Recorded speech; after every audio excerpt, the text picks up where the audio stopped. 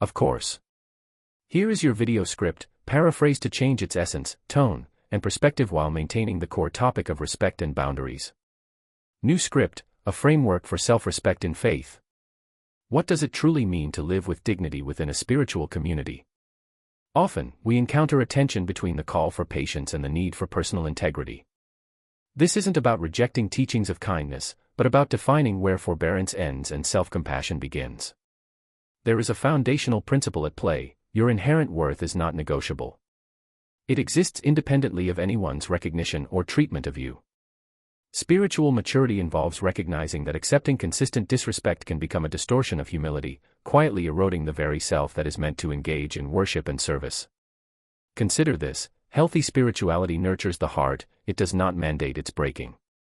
When interactions consistently diminish you, the issue lies not in a failure of your patience, but often in a dynamic that has moved beyond mutual regard. Distinguishing between enduring a temporary hardship and permitting a pattern of degradation is crucial.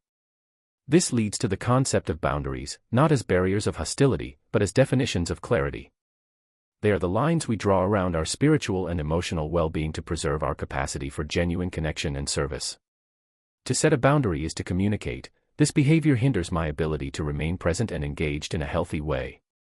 The prophetic example offers guidance here: firmness grounded in principle, not in ego. Correcting a wrong or stepping back from harm can be done with resolve and respect. This demonstrates that holding a standard for how you are treated is not contrary to faith, it can be an expression of it, ensuring that your practice comes from a place of wholeness rather than resentment. A common concern is the fear of disrupting harmony or being perceived as difficult. However, unaddressed disrespect often creates a deeper, more lasting discord.